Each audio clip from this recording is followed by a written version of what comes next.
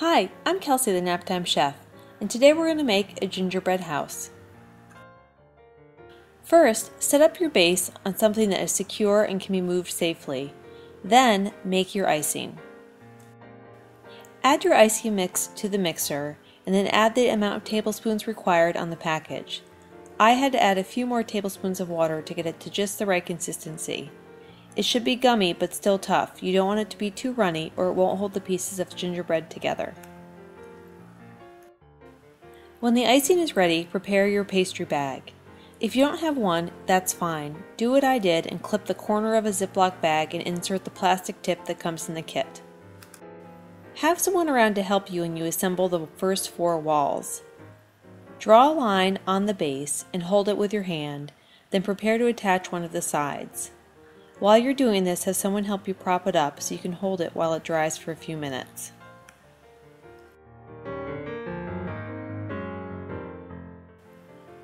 Reinforce the corners with a little extra icing on the inside and the outside. Then hold it securely with your hands for 3 to 4 minutes while it starts to dry. You can prop it with a can or heavy object if you need to. Continue this process with the second side and second end.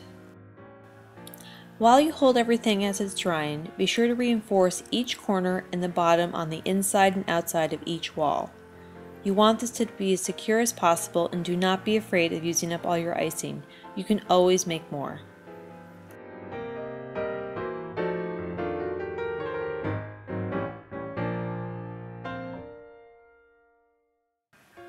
When preparing to attach the last end, be sure to have some heavy objects around to prop the whole house up while it dries overnight.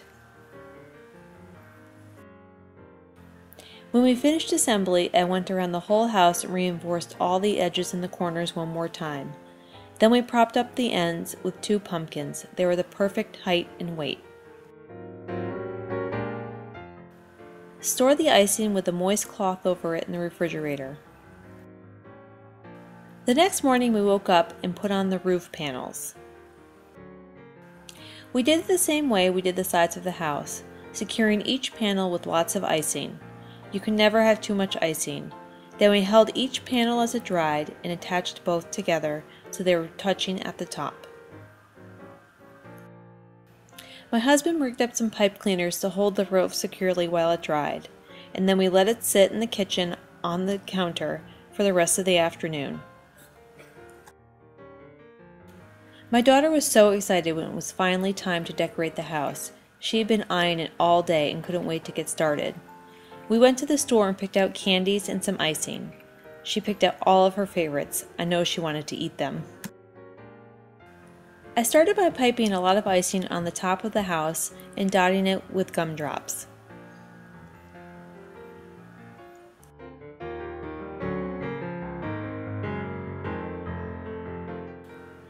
Then we made a little door for a wreath, and I held the wreath on for a few minutes to let it dry before I let go. Then it was time to decorate the roof. This is the most fun part. There are so many different designs you can do with the icing and the candy. I opted for something simple, but my daughter dotted it with so many candies you could barely see the icing by the end.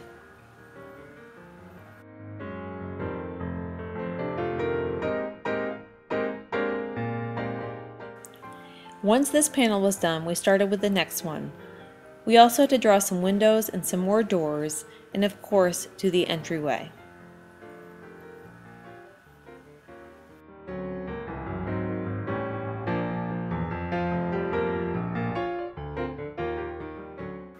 For the second roof panel, my daughter wanted me to do some swoops with the icing. There's no need to worry about symmetry with a gingerbread house.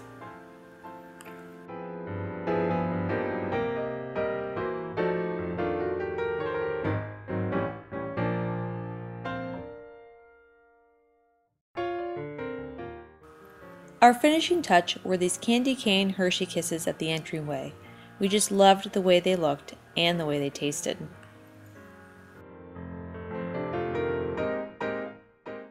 For my last step, I went around the base of the house with some more icing and added a lot more candy.